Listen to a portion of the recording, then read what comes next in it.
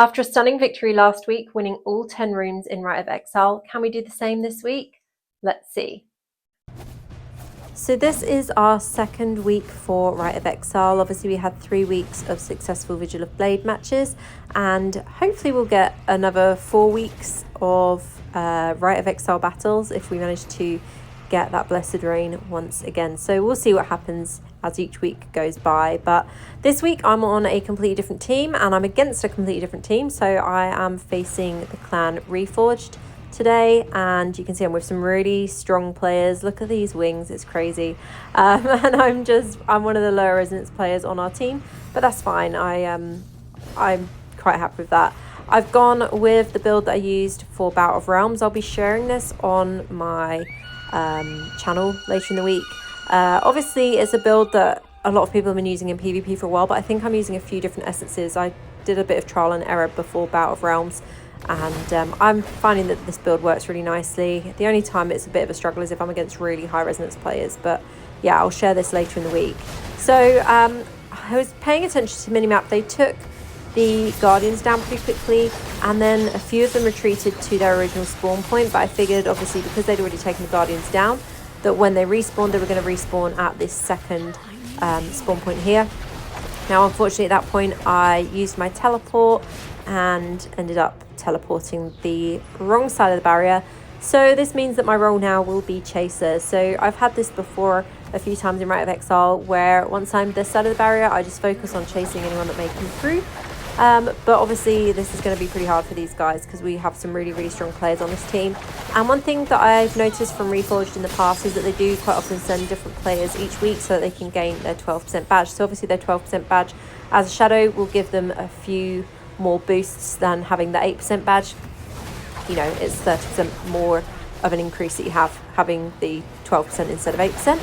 And so yeah, allowing players to actually participate in Rite of Exile is a really nice way to give people that boost. And obviously it has changed with those badges now, so clan leaders can also choose players to give the percentage to, which is good as well because it does mean that they can maybe give the percentage to increase or the badge to people that play a lot of PvP but don't necessarily have time to take part in Rite of Exile, or were unable to take part in Rite of Exile.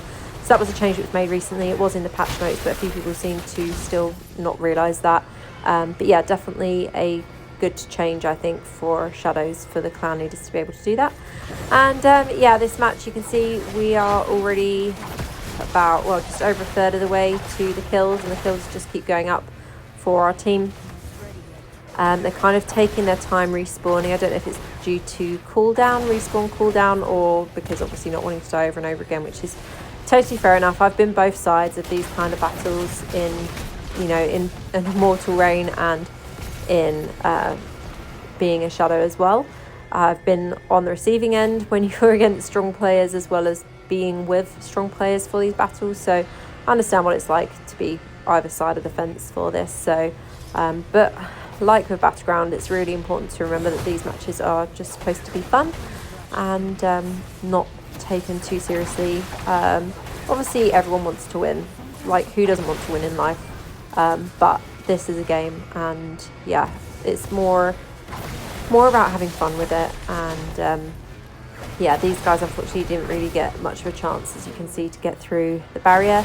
So this is probably one of the most boring videos that I've posted. Obviously it's always more fun if it's an actual battle that I can share with you guys, but this is the reality of it. You know, sometimes when you are in these really strong clans, and you're maybe against a clan that you totally out-reso overall in your team, it can be a little bit like this, and the matches can be quite kind of straightforward of just the shadow clans getting killed at spawn point, or even if you're you know on the Immortal clan against a stronger shadow clan when it's end of reign, like when we're back to shadows, for example. You know, depending on what clan you're in and everything, and everyone's stats and who's chosen for Rite of Exile teams, etc., it's generally the stronger players that are chosen for the Rite of Exile teams in certain clans. So yeah, as I said, I've experienced both sides of this, and more so before the server merge. It used to be quite unbalanced with how our server was before, whereas this time we do have some shadow clans that are quite strong and that can give a really good fight as well. So yeah, you can kind of see how the battle's going.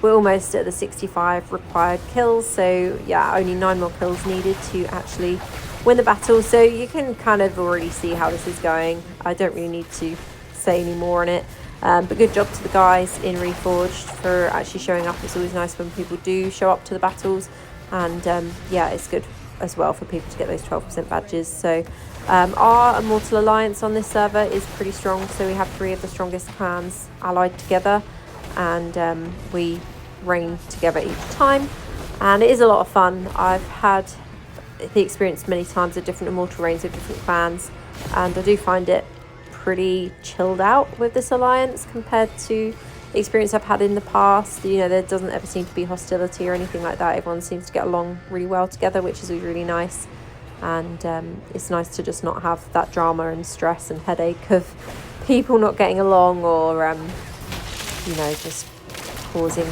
trouble in the chat and stuff like that. It's normally just banter that we see, and yeah, everyone getting on really nicely or getting along really well, which, as I said, is really nice to experience in an Immortal Alliance. So as you could tell, this match was a victory.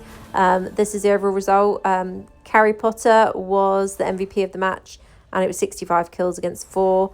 I had 6 kills, 0 deaths, and 10 assists, so not too bad for someone that was the other side of the barrier. And yeah, they managed 4 kills, so they took down a few of the players on our team, which is why a few more people ended up the wrong side of the spawn point. And we also managed 10 victories once again, so we managed to win all of our rooms.